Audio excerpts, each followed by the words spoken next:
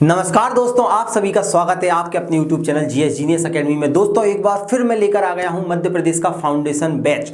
Foundation course में दोस्तों हम देख रहे हैं कि मध्य प्रदेश की शुरुआत आकाश सर के साथ। अभी तक हमने इसमें बना दिए दोस्तों 11 लेक्चर, मतलब 10 लेक्चर बना दिए, आज 11वां लेक्चर है। अगर आपने इससे पहले वाले लेक्चरों को नहीं देखा है तो जरूर देख लेना, क्योंकि हम सरलता से सभी चीज़ों को सीख रहे हैं, जैसे कि एक छोटे से 12वीं क्लास से पास हुए बच्चे को सीखने की जरूरत रहती है। तो दोस्तों ये आपका MPPSC प्री, SI, पटवारी, जितने भी एग्जाम हैं जिसमें MP आती है उसके लिए बहुत इंपॉर्टेंट है। आज हम पढ़ने वाले हैं मध्य प्रदेश का भौगोलिक विभाजन। आखिर सर ये भौगोलिक विभाजन क्या होता है? तो ये पूरा का पूरा मध्य प्रदेश क्या है? भौगोलिक एक संरचना है। इसका क्षेत्रफल आप सभी को पता है, मैंने पहले ही वीडियो बना दी थी। 3,08,252 वर्ग किलोमीटर मध्य प्रदेश का पूरा क्षेत्रफल है। अब इतने बड़े क्षेत्रफल को, इतने बड़े भूभाग को हम क्या करेंगे, अलग अलग भागों में बांट देंगे। क्योंकि दोस्तों आप सभी को पता है कि जो हमारा मध्य प्रदेश है वो प्रादीपीय भारत का हिस्सा है। सर ये प्रादीपीय भारत क्या होता है तो समझने की कोशिश करना। जो हमारा पूरा का पूरा भारत है, भारत में हिमालय पर्वत बाद में बना है। हिमालय पर्वत के पहले नीचे जो क्षेत्र तीनों ओर से पानी से घिरा हुआ है वो प्रादीपीय भारत है, और मध्य प्रदेश भी प्रादीपीय भारत के ऊपरी हिस्से में स्थित है। तो यहाँ पर क्या आ जाएगा, पठार वाला एरिया ज्यादा है, कहीं पर पर्वत भी मिलेंगे, नदियां भी हैं। तो चलिए दोस्तों अब हम पूरा पढ़ने वाले हैं कि मध्य प्रदेश को भौगोलिक आधार पर कितने भागों में बांटा गया है। बिल्कुल सरलता से 0% से लेके चलते हैं आपको। तो सबसे पहले मैं आपको बता दूं दोस्तों, जो हमारा फिजियोग्राफी मैप ऑफ इंडिया है, मतलब जो पैमाना तैयार करता है, उसने मध्य प्रदेश को 3 क्षेत्रों में बांटा है। मतलब भौगोलिक आधार पर 3 प्रक्षेत्रों में मध्य प्रदेश का क्या किया गया है, गठन किया गया है, अब बांटा गया है। कौन कौन सा? सबसे पहला आ जाएगा मध्य उच्च प्रदेश। अभी चित्रात्मक रूप से देखेंगे, समझेंगे। सबसे पहला कौन सा आ जाएगा? मध्य प्रदेश में बीच में उच्च लगा दो तो मध्य उच्च प्रदेश। दूसरा कौन सा आ जाएगा दोस्तों? सतपुड़ा मैकल श्रेणी। सतपुड़ा मैकल श्रेणी आ जाएगा। अभी अपन देखेंगे कि सतपुड़ा पर्वत कितने से कितने तक फैला हुआ है, राजपीपला की पहाड़ियां क्या होती हैं। और तीसरा कौन सा आ जाएगा? पूर्वी पठार, मतलब बघेलखंड का पठार आ जाएगा। तो दोस्तों याद रखना, अगर आपसे पेपर में क्वेश्चन आए कि भैया मध्य प्रदेश को भौगोलिक आधार पर कितने भागों में बांटा है, मुख्यतः फिजियोग्राफी मैप ऑफ इंडिया के द्वारा मुख्यतः 3 भागों में बांटा है। सबसे पहला मध्य प्रदेश के बीच में उच्च लगा दो तो मध्य उच्च प्रदेश, दूसरा सतपुड़ा मैकाल श्रेणी, तीसरा पूर्वी पठार, मतलब इसको हम बोल देते हैं बघेलखंड का पठार। बघेलखंड का पठार अभी हम देखने वाले इसके बारे में। अब सुनना दोस्तों, जो आपका मध्य उच्च प्रदेश वाला भाग है, मध्य उच्च प्रदेश वाला भाग है, ये पूरे के पूरे मध्य प्रदेश का 2/3 हिस्सा रखता है। 2/3 हिस्से का मतलब हो जाएगा लगभग 67%। लगभग 67%, मतलब इतना सारा एरिया कवर करता है सर। जी हाँ, इसीलिए इतना बड़े एरिया को हमने 5 उपभागों में विभाजित कर दिया है। मतलब जो हमारा मध्य उच्च प्रदेश है इसको भी हमने क्या कर दिया है, छोटे छोटे उपभागों में विभाजित कर दिया है। तो क्वेश्चन आता है कि निम्न में से तीनों में से किसको 5 भागों में, उपभागों में विभाजित किया है? तो आप बता दोगे मध्य उच्च प्रदेश को। अब कौन कौन से 5 भाग हैं, पहले नाम बताऊंगा फिर चित्र से याद करेंगे। तो सबसे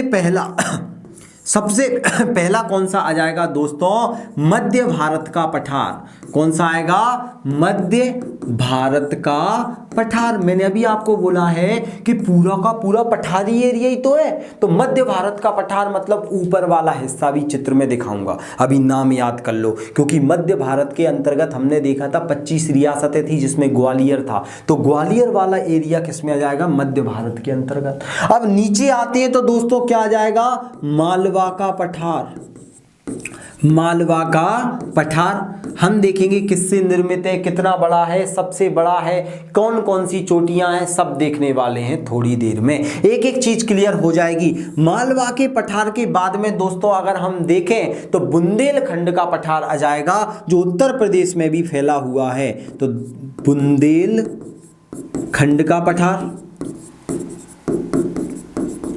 आ जाएगा। नेक्स्ट क्या आ जाएगा दोस्तों? चौथा नर्मदा सोन घाटी। नर्मदा नदी जी जो निकलती है ना, अलग से नहीं है, इसी का भाग है नर्मदा सोन घाटी। अभी इनकी विशेषताएं देखेंगे। अभी आपको नाम याद होने चाहिए। अगर आपको फाउंडेशन अपना मजबूत करना है, कोई भी एग्जाम निकालना है, तो ये चीजें आपको पता होनी चाहिए। और एक और आ जाएगा दोस्तों आपका, यहां लिख दें, कहां लिख दें यहां लिख देते हैं रीवा पन्ना का पठार। एक और कौन सा आ जाएगा, रीवा पन्ना का पठार।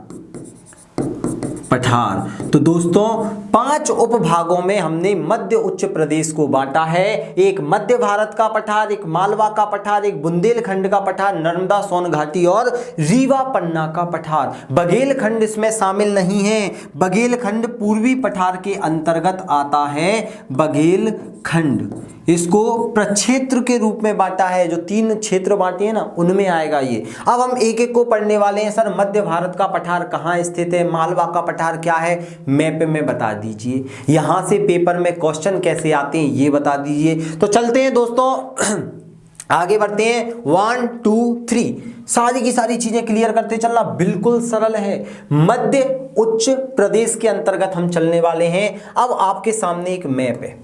अब देखो ये पूरा का पूरा मैं आपको बता देता हूं। ये मैप है आपका। अब आपके सामने जो मैप दिख रहा है दोस्तों, इसमें आप देखोगे कि ये जो हिस्सा दिखाई दे रहा है, तो यहां ग्वालियर है।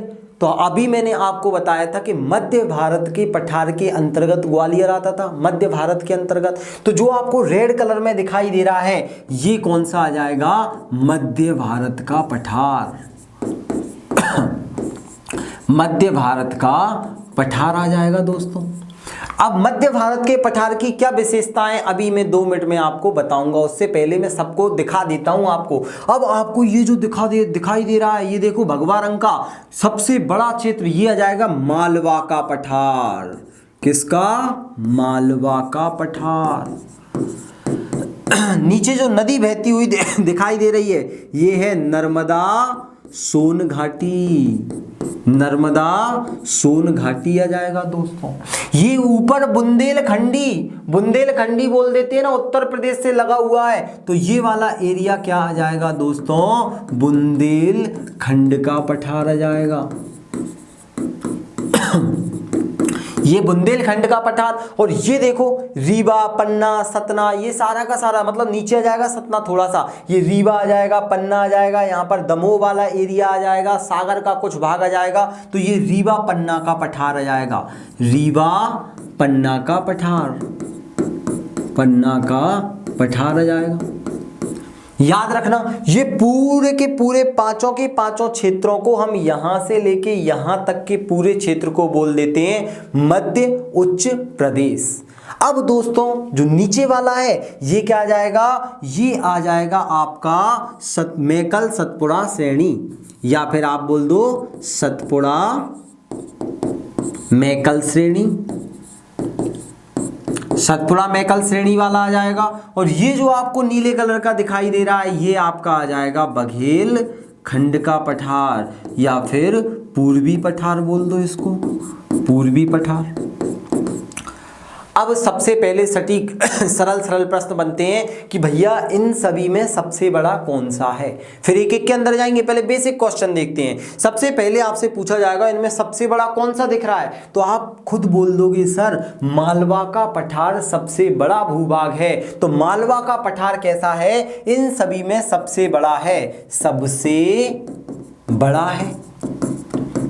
अब कितना बड़ा है सर, कितने एरिया में फैला है, तो मध्य प्रदेश का क्षेत्रफल कितना है, 32, नॉर्मली कितना है यहां लिख देता हूं 3,08,252। भारत का कितना है, 32,87,263। मध्य प्रदेश का इतना है। अब इतने में से बांटेंगे इसको, तो ये लगभग कितना है दोस्तों, पूरे के पूरे मध्य प्रदेश का 28.6% के समथिंग है। अब 28% इसका निकालें तो कितना आ जाएगा, 3 लाख का।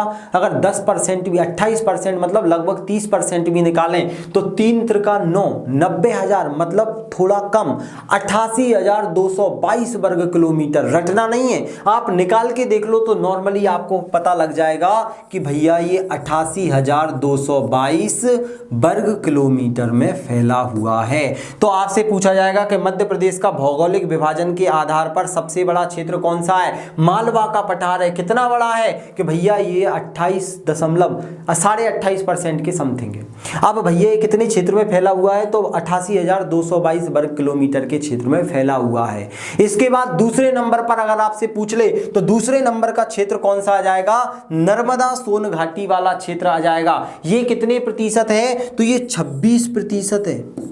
याद रखना, वैसे सरल सरल, फिर इनके अंदर चलने वाले हैं अपन, एक एक को देखेंगे। तो अपन ने 26%, अब 26% में कितना हो जाएगा, तो ये हो जाएगा आपका 86,000 वर्ग किलोमीटर। कितना, 86,000 वर्ग किलोमीटर ये हो गया। अब सबसे कम कौन सा होता है, आपको इतना याद रखना है, सबका नहीं रखना, नहीं तो फिर इनका भी याद रखना पड़ेगा कि भैया 32,892 वर्ग किलोमीटर 10.7, उतना मत रखो। आप याद रखो कि सबसे कम कौन सा है, बघेलखंड का है, लगभग 7%। वैसे देखने में आ जाता है कि भैया ये बहुत ज़्यादा फैला हुआ है, उसमें से मध्य प्रदेश में 25,000 वर्ग किलोमीटर है। कोई कोई सी बुक में लिखा रहता है कि 7 या 21,000 कुछ वर्ग किलोमीटर है। तो मुख्यतः हम देखते हैं तो हमें 25,000 वर्ग किलोमीटर ये देखने मिल जाता है। तो ये बघेलखंड का पठार सबसे कम एरिया में फैला हुआ है। अब हम एक एक को पढ़ने वाले हैं कि इनकी विशेषता क्या है। तो सबसे पहले आपको 3 क्वेश्चन आने चाहिए कि अपना फिजियोग्राफी मैप ऑफ इंडिया ने कितने भागों में बांटा है। दूसरा प्रश्न आएगा कि भैया 5 उपभागों में कौन सा बटा है, तो मध्य उच्च प्रदेश कौन कौन से भाग हैं, कौन सा बड़ा है कौन सा छोटा है। इतना क्लियर हो गया। अब हम आगे बढ़ने वाले हैं दोस्तों। अब हम देखने वाले हैं, मिटा रहा हूं में से, सबसे पहले मध्य उच्च प्रदेश के अंतर्गत हम पढ़ने वाले हैं मध्य भारत का पठार। किसको पढ़ने वाले हैं, मध्य भारत के पठार को पढ़ने वाले हैं। तो सुनना मेरी बात, अगर अपन मैप ले ले, पहले मैप में ही मैं आपको समझाऊं, मैप में ही अगर मैं आपको समझाऊं तो वापस आते हैं, ये मैप है, इसकी विशेषताएं देखते हैं। अब अपन पढ़ने वाले हैं सबसे पहले ये वाला मध्य भारत का पठार, मध्य भारत का पठार। ऊपरी हिस्सा है मध्य भारत का पठार, कितने क्षेत्र में फैला हुआ है, तो 10.7% वर्ग। अब ये कितने में जाएगा, तो याद रखना 10% मतलब लगभग लगभग अब निकालें तो 32,892 वर्ग किलोमीटर। अगर याद हो जाए तो, मैंने तो ऐसे याद करा है कि भारत का क्षेत्रफल कितना है 32 लाख, तो उसका 10% भी अगर निकालें तो मैंने ऐसे निकाल दिया 32,87,263 की जगह 32,89,2। तो आप जैसे भी याद कर पाओ 32,892 वर्ग किलोमीटर है। अब इससे प्रश्न कैसे बनते हैं सर, तो सबसे पहले आपको पता होना चाहिए कि यहां से क्या निकलती है, चंबल नदी निकलती है। कौन सी नदी निकलती है, चंबल नदी निकलती है। तो याद रखना चंबल नदी किस पठार से होते हुए निकलती है, तो मध्य भारत के पठार से होते हुए निकलती है। अब चंबल नदी आपको पता है कि बड़े बड़े बीहड़ों का निर्माण करती है, क्योंकि ये क्या करती है, चंबल नदी अपने क्या हो गए नतिलंब में बह रही है, मतलब जो पर्वत है उसके जो पर्वत है उससे झुककर बह रही है, नीचे स्थान से बह रही है। तो धीरे धीरे ये क्या करती है, मिट्टी को काटती जा रही है, मिट्टी धीरे धीरे खेतों की खिसकती जा रही है, और जैसे ही जैसे मिट्टी खिसकती है बड़ी बड़ी नालियों का निर्माण होता है। तो अब नाली का अपरदन की घटना कहां पर होती है, मध्य भारत के पठार के अंतर्गत होती है। और जब मिट्टी खिसकती है तो धीरे धीरे जमीन नष्ट होती है, इसी को रेंगती हुई मौत कहा जाता है। तो रेंगती हुई मौत कहां पर होती है, तो ये भिंड मुरैना वाले क्षेत्र में, मुरैना में सबसे ज्यादा अब नाली का अपरदन होती है, किसान की रेंगती हुई मौत भी कहा जाता है। तो याद रखना बड़े बड़े बीहड़ों का निर्माण किसमें है, तो बीहड़ का निर्माण दोस्तों आपके मध्य भारत के पठार में। साथ ही साथ चंबल नदी निकली है, तो चंबल का उपाद्र प्रदेश किसको कहा जाता है, उपद्रव मचाने वाला। तो उपाद्र प्रदेश भी आप ऐसे याद रख सकते हो, उपाद्र प्रदेश किसको बोलेंगे, मध्य भारत के पठार को। साथ ही साथ दोस्तों यहां पर जलोढ़ मिट्टी पाई जाती है, क्योंकि यहां पर पानी अच्छा खासा आ रहा है, तो जलोढ़ मिट्टी पाई जाती है। जलोढ़ मिट्टी पाई जाने के कारण यहां पर सरसों की फसल अच्छी होती है, इसीलिए इसे सरसों की हांडी के नाम से जाना जाता है। क्वेश्चन आता है कि सरसों की हांडी के नाम से। अब भाई जलोढ़ मिट्टी है, सरसों उत्पन्न हो रही है, भिंड मुरैना में अच्छी खासी होती है, तो सरसों की हांडी के नाम से किसे जाना जाता है, मध्य भारत के पठार को जाना जाता है। और आपसे पूछ लेगा कि भिंड में सबसे कम वर्षा होती है, तो किस पठार पर सबसे कम वर्षा होती है, तो याद रखना मध्य भारत के पठार पर, क्योंकि भिंड इसके अंतर्गत आता है। अब आपको रटना नहीं है यार, आपने पढ़ रखा है कि भिंड के गोहद में कम वर्षा हो रही है, 55 सेंटीमीटर से कम वर्षा होती है, तो किस पठार के अंतर्गत आ रहा है? वो मध्य भारत के पठार के अंतर्गत। अगर आपको मैंने मैप बनना सिखाया था, अगर वो वीडियो नहीं देखी तो वो देख लेना, सारी वीडियो एक दूसरे से कनेक्टेड है। तो ये आ जाएगा आपका। लिंग अनुपात सबसे कम कहाँ है? भिंड मुरैना में। तो लिंग अनुपात भी किस पठार पे कम होगा? मध्य भारत के पठार पर कम होता है। इतना क्लियर हुआ। अब आपसे पूछ लेगा कि यहाँ शिवपुरी भी है और यहाँ पर गुना शिवपुरी में जनजाति रहती है, सहरिया जनजाति। तो सहरिया जनजाति किस पर निवास करती है? तो मध्य भारत के पठार पर निवास करती है। इतनी जानकारी आपको मध्य भारत के पठार में याद होनी चाहिए। चलिए मैं आपको लिखी लिखाई दिखा देता हूँ। यह आ गया अपना मध्य उच्च प्रदेश के अंदर मध्य भारत का पठार। और मध्य भारत के पठार को सरसों की हांडी के नाम से भी जाना जाता है। ये के नाम से जाना जाता है या सरसों की हांडी भी कहा जाता है। इस पठार में चंबल नदी के द्वारा बड़े बड़े बीहड़ों का निर्माण कर दिया जाता है। इसी को अवनालिका अपर्दन कहते हैं। मैंने आपको समझा दिया। चंबल नदी ऊपर से बहती है, पूर्वी और उत्तर की सीमा बनाते हुए, पश्चिम और ऊपर की सीमा बनाते हुए, ध्यान रखना उत्तर की बहती है और यमुना नदी में जाके मिल जाती है। ये नदियों में पढ़ाऊंगा मैं आपको डिटेल में। सबसे कम वर्षा इसी पर होती है, सबसे कम लिंग अनुपात है और सहरिया जनजाति निवास करती है। इतने पॉइंट आपको याद रखने हैं इसके अंतर्गत। क्लियर हुआ? हमने देख लिया मध्य भारत का पठार। अब मध्य भारत के पठार के बाद में दोस्तों हम आगे आ जाते हैं। अब हम देखने वाले हैं कौन सा पठार? मालवा का पठार। कौन सा पठार? मालवा का पठार। तो रटना नहीं है। मालवा के पठार की विशेषताएं देखते हैं। चित्र ले लेते हैं एक, ये है हमारे पास। अब समझते हैं मालवा के पठार को। ये है हमारा मालवा का पठार। मालवा का पठार। अब देखो ये मालवा का पठार कैसा है? सबसे बड़ा है। सबसे बड़ा मैंने अभी आपको बताया था, आपको इसका याद रखना है। सबसे बड़ा है। कितने वर्ग? 88,222 वर्ग किलोमीटर में फैला हुआ है। लगभग 28.5% है। 88,222 वर्ग किलोमीटर में फैला हुआ है। मालवा का पठार सबसे बड़ा है। अब आप देखते हो इसके अंतर्गत क्या आ जाएगा आपका? इंदौर भी आ जाएगा, उज्जैन भी आ जाएगा। इंदौर उज्जैन संभाग के महत्वपूर्ण जिले आ रहे हैं इसके अंतर्गत। तो याद रखना पूरे के पूरे मध्य प्रदेश में कितने जिले हैं? 52 जिले। 52 जिलों में से 19 जिले सिर्फ और सिर्फ मालवा के पठार में स्थित हैं। कितने जिले? 19 जिले। तो क्वेश्चन अगर पूछ ले कि कितने जिले मालवा के पठार के अंतर्गत आते हैं? 19 जिले आते हैं मालवा के पठार के अंतर्गत। दोस्तों इतना बड़ा क्षेत्र है। अब सुनना, यहां पर सर आपसे पूछ लेगा कि कौन सी मिट्टी पाई जाती है, तो आप बता दोगे ये क्या है? दक्कन की जो दक्कन ट्रैप की चट्टानें हैं उनसे निर्मित है, मतलब काली मिट्टी पाई जाती है यहाँ पर। कैसी मिट्टी? जो लावा के द्वारा निर्मित है, मतलब यहाँ पर पाई जाती है काली मिट्टी। एक एक चीज याद रखते चलना, बिल्कुल सरल है। यहाँ पर मिट्टी कौन सी है? काली मिट्टी पाई जाती है मालवा के पठार पर। और काली मिट्टी की उत्पादन क्षमता अच्छी होती है। यहाँ पर गेहूं सोयाबीन का अत्यधिक उत्पादन होता है। इसीलिए गेहूं की डलिया किस पठार को कहते हैं? तो आपसे पेपर में क्वेश्चन आता है कि गेहूं की डलिया, गेहूं की डलिया सरसों की हांडी देख ही लिया, तो गेहूं की डलिया किस पठार को बोला जाता है? मालवा के पठार को बोला जाता है। अब मालवा में आप देखते हो, इंदौर में अगर आप रहते हो, आसपास अलीराजपुर इन सब क्षेत्रों में रहते हो, तो आपने देखा होगा यार एक जलवायु में ठंडक है, मजेदार जलवायु है। तो जब चीन का यात्री फाइयान भारत आया था तब उसने मालवा की जलवायु को समशीतोष्ण बताया था कि विश्व में सबसे अच्छी जलवायु मालवा की जलवायु है। तो क्वेश्चन आता है कि किस पठार की जलवायु को फाइयान ने सर्वश्रेष्ठ जलवायु बोला विश्व की? तो दोस्तों मालवा के पठार की जलवायु को फाइयान ने सर्वश्रेष्ठ बोला। याद रखना ये पॉइंट आपको। एक पॉइंट ये हो गया, एक पॉइंट वो हो गया, एक पॉइंट ये हो गया। 19 जिले गुजरते हैं, आपको इतना याद रखना है। अब सबसे इंपॉर्टेंट पॉइंट याद रखना है इसकी चोटी। तो याद रखना जो मालवा का पठार है, मालवा के पठार की सबसे ऊंची चोटी कौन सी आ जाएगी? तो यहां पर अपन बना देते हैं मालवा के पठार की सबसे ऊंची चोटी। मालवा के पठार की सबसे ऊंची चोटी कौन सी है? सिगार चोटी है। कौन सी चोटी आ जाएगी दोस्तों? यहां पर सिगार चोटी मालवा के पठार की सबसे ऊंची चोटी है। अब इसकी ऊंचाई पूछ लेगा तो 8 से शुरू हो रहा है, तो यहां पर भी 881 मीटर याद रखना ये कितनी ऊंची है, 881 मीटर ऊंची है। याद रखना जब हम चोटियां पढ़ेंगे तब एक बार और सारी की सारी चोटियों को दिखाऊंगा। अभी आप याद रखना मालवा के पठार की सबसे ऊंची चोटी कौन सी है, सिगार चोटी। यहां पर कुछ और चोटियां देखने मिलती हैं जैसे जाना पाव की पहाड़ी। तो जाना पाव की पहाड़ी कहां पर स्थित है, तो जाना पाव की पहाड़ी भी यहीं पर मालवा के पठार में स्थित है। और जाना पाव की पहाड़ी की ऊंचाई कितनी आ जाएगी, 854 मीटर आ जाएगी।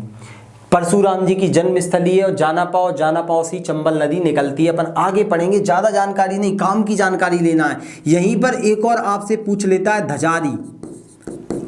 धजारी भी ध्यान से सुनना, यहीं पर है, जो कि कितनी आ जाएगी, 810 मीटर ऊंची चोटी आ जाएगी। तो 3 आपको मालवा के पठार के अंतर्गत चोटियां रखनी है। क्वेश्चन पूछेगा निम्न में से कौन सी चोटी मालवा के पठार के अंतर्गत नहीं आती, तो आप बता दोगे कि भैया सिगार चोटी सबसे ऊंची है, आती है। आपसे पूछ लेगा जाना पाव और धजारी भी इसके अंतर्गत आती है। क्या सिद्ध बाबा आती है, नहीं आती है। धूपगढ़ आती है, नहीं आती है। आगे देखेंगे। तो इतना क्लियर हो गया आपको। तो इतनी जानकारी आपको मालवा के पठार के अंतर्गत आपको याद रखनी है दोस्तों। अब हम आगे बढ़ते हैं और चीजों को देखने की कोशिश करते हैं क्या है इसमें। देखो मालवा का पठार, अब सुनना, मालवा के पठार, यहां पर जलवायु को चीनी यात्री फाइयान ने विश्व की सर्वश्रेष्ठ जलवायु का है, अभी हमने देख लिया था। ये चीजें आपको याद रखनी है, आपको तुरंत काम हो जाएगा आपका। मध्य प्रदेश में क्षेत्रफल व जनसंख्या की दृष्टि से सबसे बड़ा पठार है। हमने देखा है कि 19 जिले इसके अंतर्गत आते हैं। साथ ही साथ जो कर्क रेखा मध्य प्रदेश के 14 जिलों से गुजरती है, ये मालवा के पठार से 9 जिलों से गुजरती है। सोचो तो कितना बड़ा और विस्तृत होगा ये। इस पठार को गेहूं की डलिया कहा जाता है। कर्क रेखा मालवा के पठार के मध्य से निकलती है और 9 जिलों से होते हुए गुजरती है। इसके नर्मदा व चंबल नदी के बीच जल विभाजक का काम करता है। याद रखना इसके नीचे कौन सी नदी बह रही है, नर्मदा नदी, और ऊपर कौन सी है, चंबल नदी। तो नर्मदा और चंबल के बीचों बीच कौन सा है, मालवा का पठार स्थित है। यह भी क्वेश्चन बन जाता है। और सबसे ऊंची चोटी सिगार चोटी 881 मीटर की है। तो इतना आपको मालवा के पठार में याद रखना है, इससे ज्यादा कुछ भी याद नहीं रखना है। अब चलते हैं दोस्तों आगे। अब हम देखने वाले हैं कौन सा, बुंदेलखंड का पठार। कौन सा पठार, बुंदेलखंड का पठार देखने वाले हैं। चलिए चित्र में समझते हैं। हमने दोनों को निपटा दिया। अब जो आप देख रहे हो ये आपका कौन सा जाएगा, बुंदेलखंड का पठार। बुंदेलखंड का पठार। इसमें आपको 1-2 पॉइंट याद रखना है। सिर्फ याद रखो कि ये कहां पर है, ये उत्तर पूर्व की ओर है, ये उत्तर पूर्व की ओर स्थित है। और ये कैसा दिख रहा है, ये चंदा मामा जैसा दिख रहा है। तो ये अर्धचंद्राकार आकृति में है। कैसा है, अर्धचंद्राकार आकृति में होता है। अब साथ ही साथ ये उत्तर प्रदेश लगा हुआ है पूरा का पूरा। तो ये कहां पर स्थित है, उत्तर प्रदेश और मध्य प्रदेश में स्थित है बुंदेलखंड का पठार। अब आपसे पूछ लेगा कि बिजावर की जो पहाड़ियां हैं छतरपुर के आसपास, तो यहां पर ही ध्यान रखना, यहां पर ही बिजावर की पहाड़ियां हैं। मैं पहाड़ियां पढ़ाऊंगा तब देखेंगे। तो बिजावर की पहाड़ी कहां पर स्थित है दोस्तों, यहीं पर है, जिसमें हीरा पाया जाता है। तो हीरा मतलब आप रीवा पन्ना मत लगा देना। बिजावर की पहाड़ियां बुंदेलखंड के अंतर्गत आती हैं जिनमें हीरा पाया जाता है। अब बुंदेलखंड की सबसे ऊंची चोटी यहां पर आप याद रखना, बुंदेलखंड की सबसे ऊंची चोटी कहां पर स्थित है, दतिया में स्थित है। इसका नाम क्या है, सिद्ध बाबा चोटी।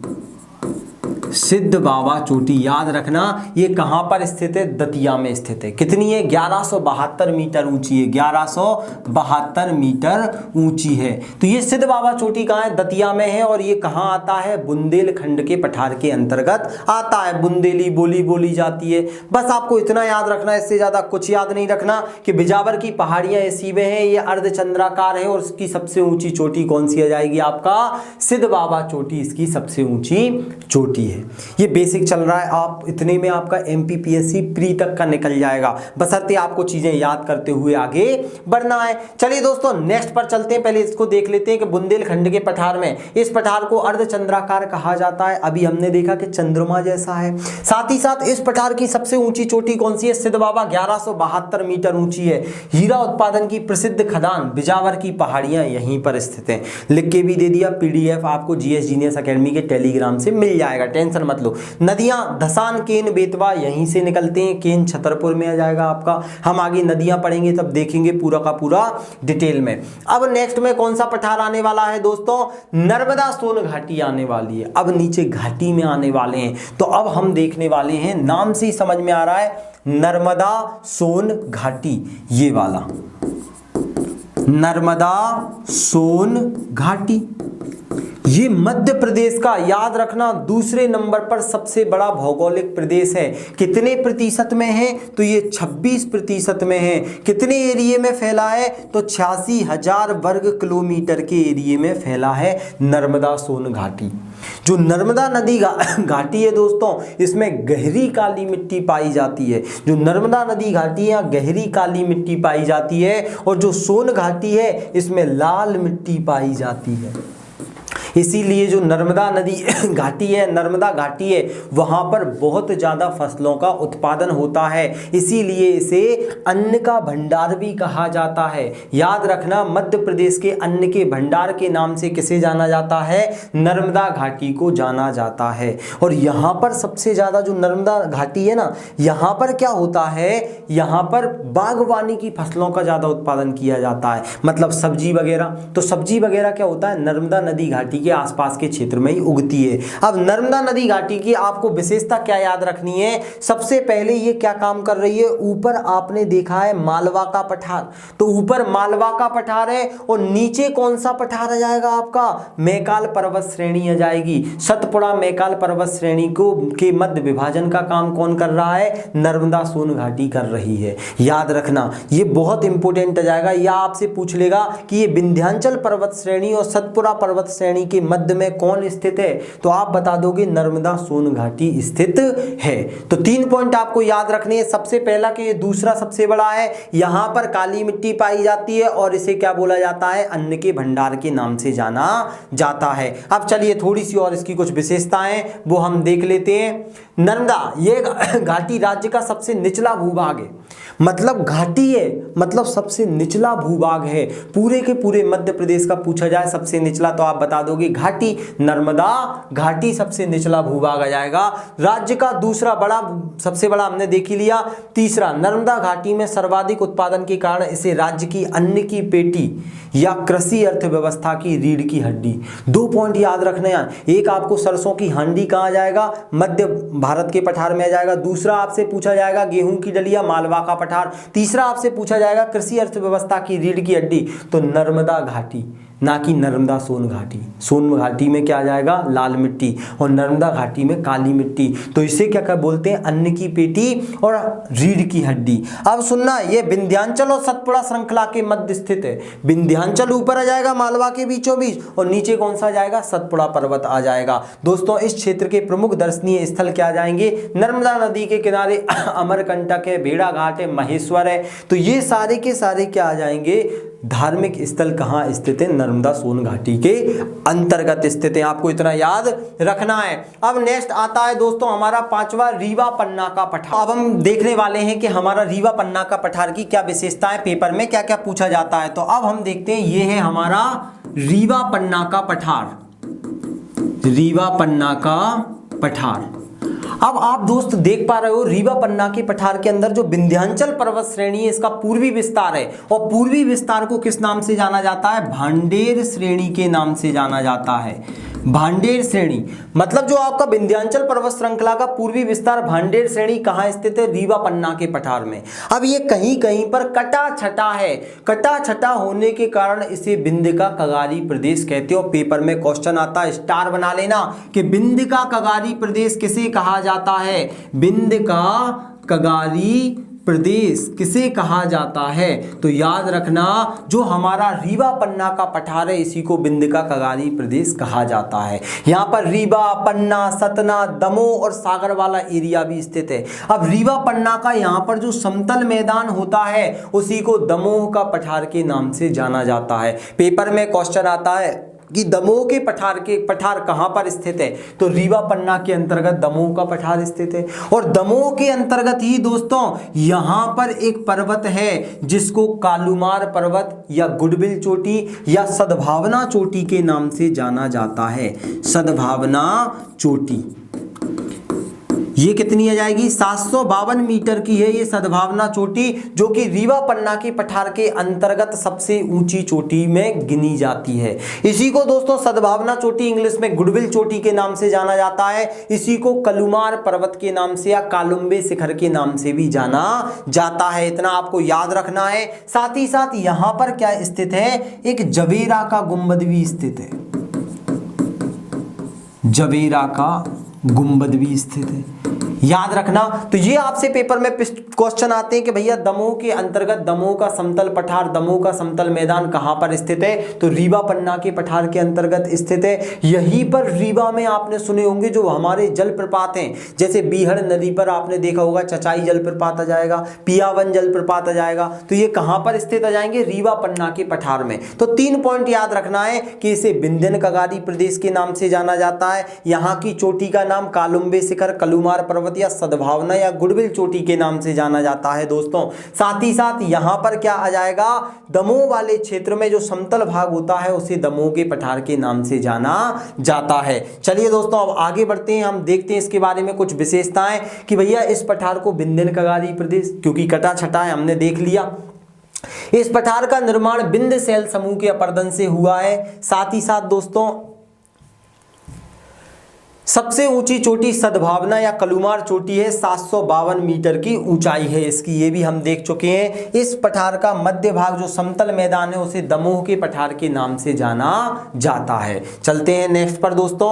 चचाई, केवटी, बहुटी तथा पियावन जलप्रपात इसी में है। ये प्रश्न बन सकता है कि भैया केवटी जलप्रपात या बहुटी जलप्रपात किस पठार के अंतर्गत आता है, तो ये रीवा पन्ना के पठार के अंतर्गत है। इस पठार के अंतर्गत ही क्या है, जवेरा का गुंबद स्थित है। ये स्टार बना लेना कि जवेरा का गुंबद कहाँ स्थित है, तो रीवा पन्ना के पठार के अंतर्गत। तो ये 5 हमने भाग देख लिए, उपभाग किसका, मध्य उच्च प्रदेश के अंतर्गत। अब दोस्तों हम चलने वाले हैं सतपुड़ा मैकाल श्रेणी के अंतर्गत। अब हम कौन सा पढ़ेंगे, अब हम पढ़ने वाले हैं दोस्तों सतपुड़ा मैकाल श्रेणी। कहां पर स्थित है सर, पेपर में कैसे प्रश्न आते हैं, तो अब मैं आपको बता देता हूं। ये है आपका कौन सा, सतपुड़ा मैकाल श्रेणी। ये वाला एरिया ऐसा ऊंचाई पर स्थित है, देखो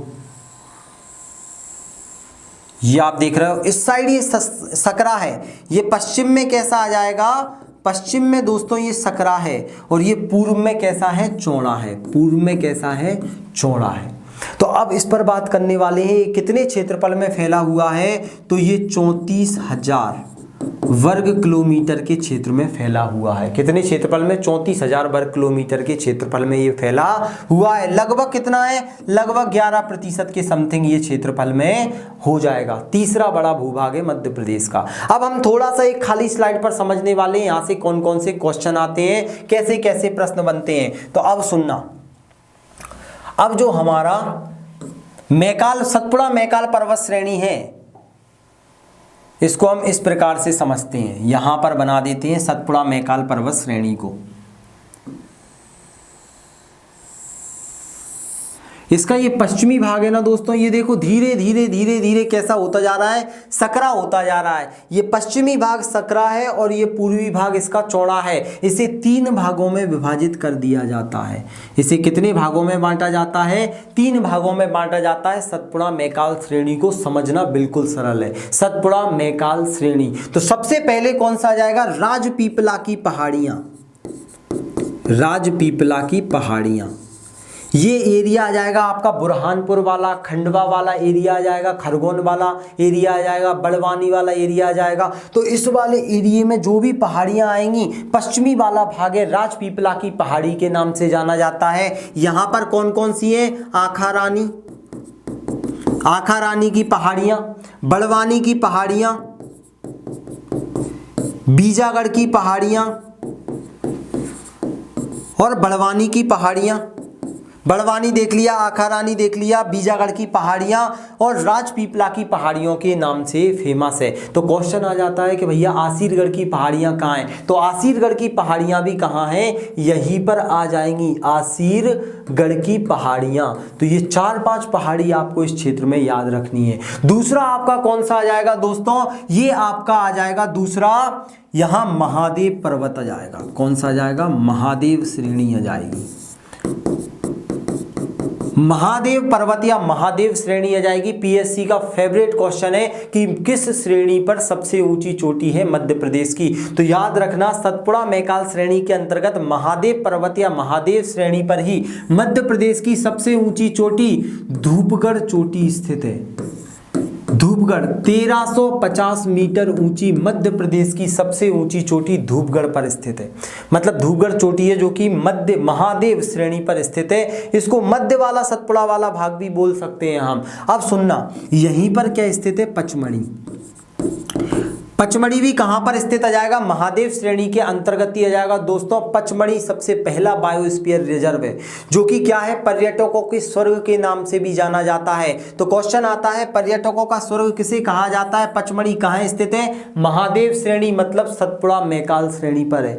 इसी को मध्य प्रदेश की ग्रीष्मकालीन राजधानी के नाम से भी जाना जाता है। और इतना आपको याद रखना है कि भैया पर्यटकों का स्वर्ग मैकाल सतपुड़ा श्रेणी पर ही स्थित है। अब आपसे कैसे भी वो घुमा के क्वेश्चन दे दे तो आपसे बन जाएगा। सतपुड़ा की रानी भी इसे कहा जाता है, सतपुड़ा की रानी भी कहा जाता है। तो इतने प्रश्न तो आप वैसे ही पेपर में कर दोगे, अगर नहीं पता तो लिखते चलना। ये लेक्चर थोड़ा सा कैसा है, आपका फाउंडेशन मजबूत करने वाला है ताकि चीजें आपको याद हो जाएं। दोस्त एक दो बार लिखोगे तो याद हो जाएंगी। यहां पर अब कौन सी श्रेणी आ जाएगी, मैकाल श्रेणी आ जाएगी, मैकाल श्रेणी आ जाएगी। सतपुड़ा मैकाल श्रेणी, सबसे लास्ट में मैकाल श्रेणी की सबसे ऊंची चोटी कौन सी आ जाएगी, अमरकंटक। अमरकंटक यहीं से दोस्तों क्या निकलती है, नर्मदा नदी निकलती है। तो नर्मदा सोन जोहला का उद्गम स्थल क्या आ जाएगा, अनूपपुर अमरकंटक से निकलती है जो कि मैकाल पर्वत श्रेणी का ही भाग है।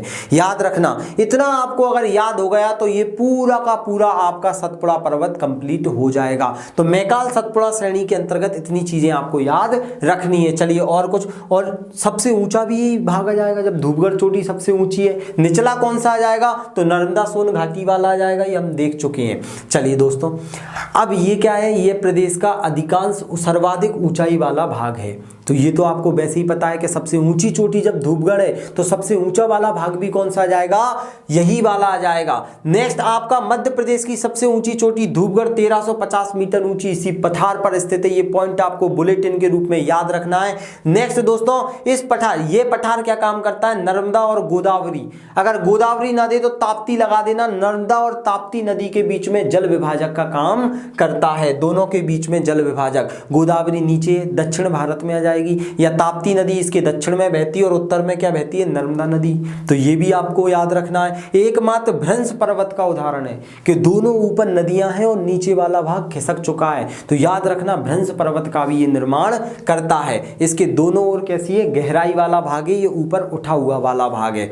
नेक्स्ट पर आते हैं दोस्तों, एकमात्र भ्रंश पर्वत, वही जो मैंने अभी आपको बताया। तो इतना आपको दोस्तों क्लियर हो गया होगा। अब सबसे लास्ट में आता है बघेलखंड का पठार। ये सबसे इंपॉर्टेंट है क्योंकि ये मध्य प्रदेश का सबसे छोटा पठार है। मध्य प्रदेश का सबसे छोटा मतलब कितना भाग आ जाएगा, ये 25,000 वर्ग किलोमीटर के समथिंग 7% वाला भाग है। तो चलिए देखते हैं कहां पर स्थित है। इसके में 2-3 पॉइंट आपको याद रखने हैं, ज्यादा याद नहीं रखना है आपको। ये जो आपको दिखाई दे रहा है ये आपका बघेलखंड का पठार है। बघेलखंड का पठार दोस्तों इसी को पूर्वी पठार के नाम से जाना जाता है। इसमें क्या है, इसमें जो भी जितने भी कोयला उत्पादन वाले क्षेत्र हैं, सोहागपुर हो जाएगा आपका, सीधी वाला क्षेत्र आ जाएगा या सिंगरौली वाला क्षेत्र है वो किस में आ जाएगा, बघेलखंड में। मतलब पेपर में क्वेश्चन आता है कि ऊर्जा राजधानी कहां पर स्थित है, तो बघेलखंड में आ जाएगी आपकी ऊर्जा राजधानी।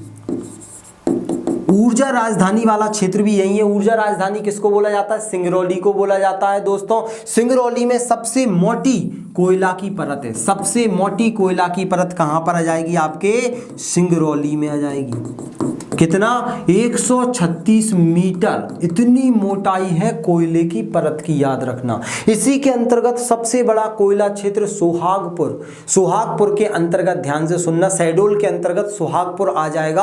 और सबसे बड़ा कोयला क्षेत्र आ जाएगा मध्य प्रदेश का, किसके अंतर्गत, बघेलखंड के पठार के अंतर्गत।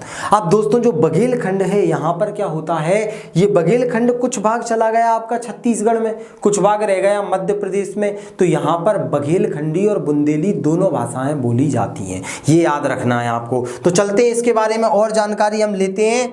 चलिए दोस्तों, क्या क्या जानकारी है अब हम इसको देखते हैं। तो ये प्रदेश का बघेलखंड, ये प्रदेश का सबसे पूर्वी एवं क्षेत्रफल की दृष्टि से सबसे छोटा अपना पठार है। पूर्वी आ जाएगा, क्षेत्रफल की दृष्टि से सबसे छोटा आ जाएगा। नेक्स्ट कौन सा आ जाएगा, ये पठार कोयला उत्पादन की दृष्टि से संपन्न है, क्योंकि सिंगरौली भी इसी के अंतर्गत है, सुहागपुर भी इसी के अंतर्गत स्थित है। दोस्तों मध्य प्रदेश की ऊर्जा राजधानी सिंगरौली भी इसी के अंतर्गत स्थित है, तो आपको इतना याद रखना है। सबसे बड़ा कोयला क्षेत्र सुहागपुर भी इसी के अंतर्गत स्थित है। तो दोस्तों इतना आपको पूरा का पूरा याद रखना है। एक बार आपके सामने ये मैप आ गया तो आपने मैप भर के देख लिया, एक प्रिंट निकलवा लेना इसका, तो आपको सारी चीजें याद हो जाएंगी, बिल्कुल सरल है। सबसे पहले हमने देखा कि 3 भागों में बांट दिया, मध्य उच्च प्रदेश हो गया था, उसके बाद में मैकाल सतपुड़ा श्रेणी हो गई थी, और तीसरा हमने देख लिया था बघेलखंड का पठार। अब उसको भी हमने ऊपर वाले को जो हमारा मध्य उच्च प्रदेश था उसे 5 भागों में बांट दिया गया था। कौन कौन सा आ जाएगा, उच्च मतलब सबसे पहला आ जाएगा हमारा मालवा का पठार देख लिया हमने, मध्य भारत का पठार देख लिया हमने, देख लिया बुंदेलखंड का पठार, फिर हमने देख लिया रीवा पन्ना का पठार, दोस्तों नर्मदा सोन घाटी। ये 5 अलग हो जाएंगे और 2 अलग हो जाएंगे। तो अगर आपने इसके नोट्स बना लिए तो आपका फाउंडेशन मजबूत हो जाएगा, क्योंकि चीजें देखो आपको लिखी लिखाई रख लोगे आप तो कोई मतलब नहीं है। जितना आप लिख लिख कर, जैसे मैं याद करता हूं आपके सामने वही चीज बताइए जो मैंने याद करी है, तो आप ऐसे याद करोगे तो आपका हर एक एग्जाम में काम में आएगा दोस्तों। अब इसके बाद हम क्या देखने वाले हैं, इसके बाद हम देखेंगे मध्य प्रदेश के पर्वत और पठार, कि मध्य प्रदेश में कहाँ कौन सी पर्वत है, कि भैया सतपुड़ा पर्वत पे कौन कौन सी चोटियां हैं, या बिजावर की पहाड़ियां कहाँ पर हैं। तो ये सब चीज़ हम क्या करेंगे, मध्य प्रदेश के प्रमुख और पर्वत और पहाड़ियों पर देखेंगे। अगर आपको ये लेक्चर अच्छा लगता है तो दोस्तों इसको ज़्यादा से ज़्यादा लाइक कीजिए, शेयर कीजिए, क्योंकि ये आपका चैनल है, आपके लिए ही है। तो आप अगर बोलोगे तो मैं ये वाला लेक्चर भी आपके लिए लेकर आ जाऊँगा। अगर आपने इससे पहले वाले लेक्चर नहीं देखे तो मध्य प्रदेश के वो देख लेना, मैं डिस्क्रिप्शन बॉक्स में लिंक दे दूंगा। तो दोस्तों ज़्यादा से ज़्यादा शेयर करें, इसको ज़्यादा से ज़्यादा फैलाएं। तब तक के लिए जय हिंद, वंदे मातरम।